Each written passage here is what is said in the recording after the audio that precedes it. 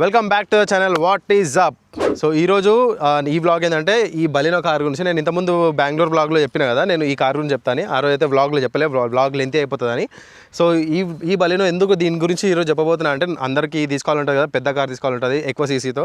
కానీ వాళ్ళ బడ్జెట్లో అది మిడ్ వేరియంట్ కానీ టాప్ వేరియంట్ కానీ వాళ్ళ బడ్జెట్లో అది కుదరదు. సో బేస్ వేరియంట్ తీసుకొని దాంట్లో మనం కొన్ని మోడ్స్ అంటే బయట ఎక్స్టీరియర్ మనము దాని మీద ఇన్వెస్ట్మెంట్ చేస్తే అది ఇంకా కొంచెం వర్త్ అనిపిస్తుంది. సో ఈ కార్లో వాడు ఆ మోడ్స్ చేసిండు నా ఫ్రెండ్ గణేష్. సో దాని గురించి మీకు మొత్తం డీటెయిల్గా ఈ బ్లాగ్లో చెప్పబోతున్నా. సో ఇది 4 సిలిండర్ అండ్ 1.2 లీటర్ పెట్రోల్, మొత్తం 4 వీల్స్ డ్రమ్మే వస్తాయి, డిస్క్ అయితే రాదు, బేస్ వేరియంట్ కాబట్టి. ఇవి క్యాప్స్ ఎక్స్టర్నల్, ఇవి ఇన్స్టాల్ చేయించిండు. అండ్ ఇవి కూడా ఇన్స్టాల్ చేయించిండు, మడ్ ఫ్లాప్స్. ఇంకా అండ్ ఈ డోర్ హ్యాండిల్స్ ఇవి కూడా ఎక్స్టర్నల్గా వేయించిండు, ఈ క్రోమ్ వర్క్ ఏదైతే ఉందో ఇది. సో ఫస్ట్ ఎక్స్టర్నల్ అయితే చూసుకుందాము ఏమేమి ఇన్స్టాల్ చేయించిండు అనేది. సో బ్యాక్ సైడ్ వస్తే ఇవి కూడా ఎక్స్టర్నల్ చేయించిండు. ఇవి అంటే మనకి ఇక్కడ తాకితే కనుక ఫస్ట్ బంపర్కి తాకకుండా ఉండడానికి సేఫ్టీ పర్పస్గా అవి. And reverse parking camera install చేయించిండు. అండ్ ఇది కూడానా, అండ్ ఇది కూడా ఎక్స్టర్నల్గా చేయించిండు, ఫ్రంట్ నుంచి ఇక్కడ వరకు. డోర్ వైజర్సా ఇవా? అండ్ ఇవి కూడా, ఇవి 4 సైడ్స్, ఇవి కూడా ఎక్స్టర్నల్గా వేయించాడు. అండ్ ఫ్రంట్ వచ్చేసి దీనికి ఈ ఫాగ్ ల్యాంప్స్ అయితే ఎక్స్టర్నల్ వేయించాడు. ఫాగ్ ల్యాంప్స్ అనేది ఈ పార్ట్ ఉండదు, ఇది మొత్తం ప్లాస్టిక్ వచ్చేస్తుంది. వాళ్ళ ఇన్స్టాలేషన్కి ఈ పార్ట్ ఇట్లా రౌండ్ కట్ చేసి ఇవైతే ఇన్స్టాల్ చేపిస్తారు. ఇది ప్రొజెక్టర్ ల్యాంప్ వేయించిండు. అండ్ ఇక్కడ కూడా ప్రొజెక్టర్స్ వేయించిండు. నార్మల్గా ఈ హాలోజన్ వస్తాయి, హాలోజన్ వామ్ లైట్స్ వస్తాయి ఇందులో. ఇగో ఇక్కడ బ్లూ కలర్ ఎల్లో కలర్ కనిపిస్తుంది కదా, సేమ్ అట్లే ఉంటుంది హాలోజన్. సో దీనికి మళ్ళీ ఎక్స్టర్నల్గా ప్రొజెక్టర్ ల్యాంప్స్ వేయించారు 2. ఇవైతే నైట్ టైం మేము ట్రావెల్ చేసాం కదా, త్రూ అయితే చాలా బాగుంది. వాటి కంపెనీ అయితే నాకు ప్రాపర్గా తెలియదు, ఒకసారి నేను వాటితో మాట్లాడేసి మీకు అవి స్క్రీన్ మీద పెడతా.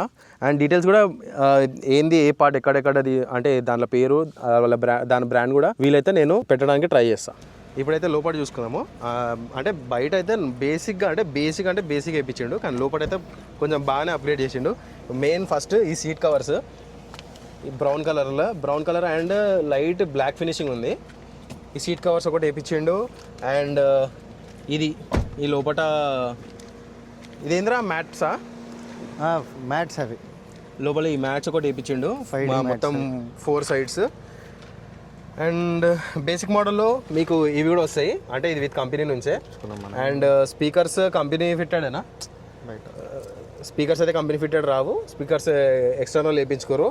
అంటే వీళ్ళు దాది సపరేట్ బేస్ బాక్స్ ఏం పెట్టకుండా నార్మల్గా స్పీకర్స్ ఆ డోర్స్లో వచ్చేటట్టు ఆ 4 సైడ్స్కి విత్ లైట్ బేస్ వచ్చేటట్టు మైల్డ్గా పైనర్ బ్రాండ్ వేయించారు. సౌండ్ కూడా బాగానే ఉంది. అండ్ మెయిన్గా ఇన్ఫర్టైన్మెంట్ ఇది టచ్ స్క్రీన్ ఇది ఒకటి వేయించారు.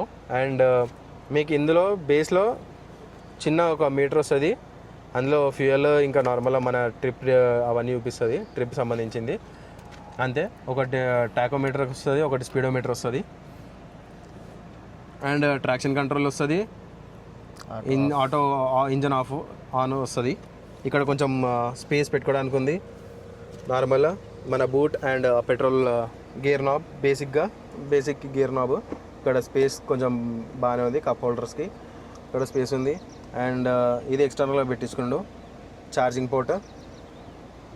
అండ్ ఏసీ అయితే బాగుంది. అంటే నేను వేరే కార్స్లో చూసిన హోండా అమేజ్కి అట్లా, అందులో అయితే మరీ బేసిక్ అంటే ఇట్లా నాబ్స్ అవి చాలా గలీజ్గా ఇచ్చేయండు, కానీ ఇందులో అయితే బాగుంది.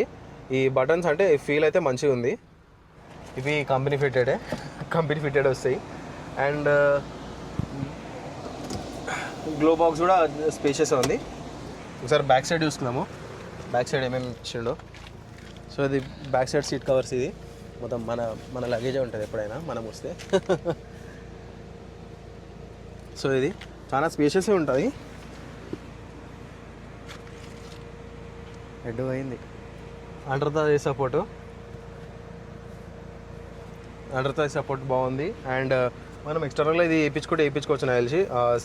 ఆమ్రెస్ట్ సెంటర్ది centre armrest వేయించుకోవచ్చు.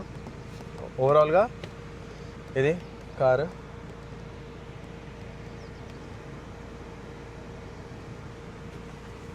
Back side parcel tray వేయించినాం అంతా.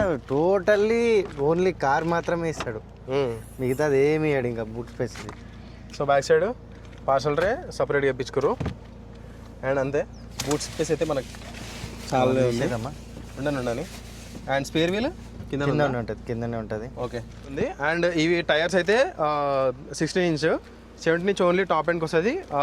బేసిక్ అయినా మిడ్ కైనా నీకు 16 ఇంచ్ వీల్సే వస్తాయి అనమాట. సో ఇందులో స్పీకర్స్ ఉండండి, దాని సౌండ్ క్లారిటీ ఎంత బాగుంది అనేది.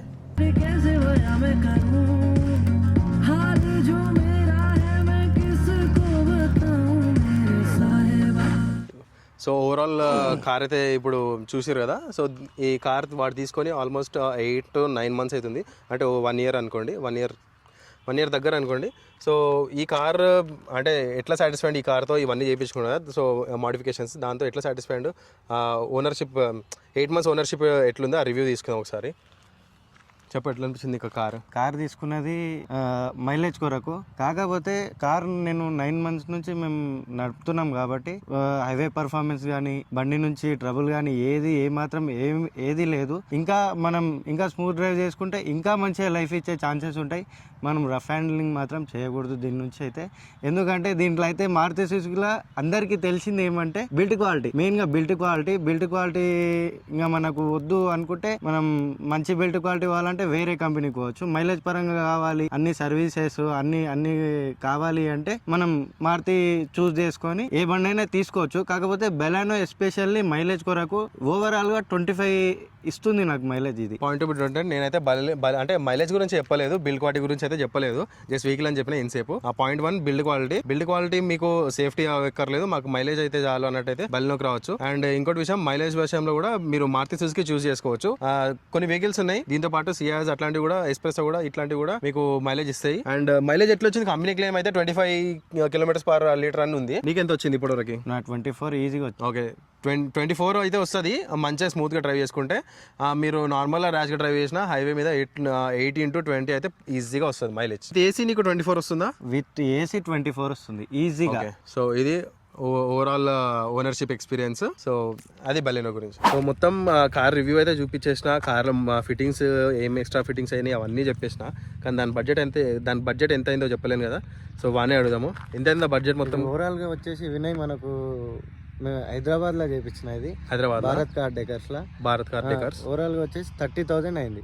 ఓకే మొత్తం ఓవరాల్ గా ఇది. ఇంకా చేపించుకునేటివి ఉన్నాయి మనకు, నీడ్ అయినవి చేపించుకున్నాం. ఈ లైట్స్ ఇవన్నీ కలిపి 30,000 వచ్చేసినాయి, ఇన్ఫోటైన్మెంట్ స్పీకర్స్ కూడా కలిపి.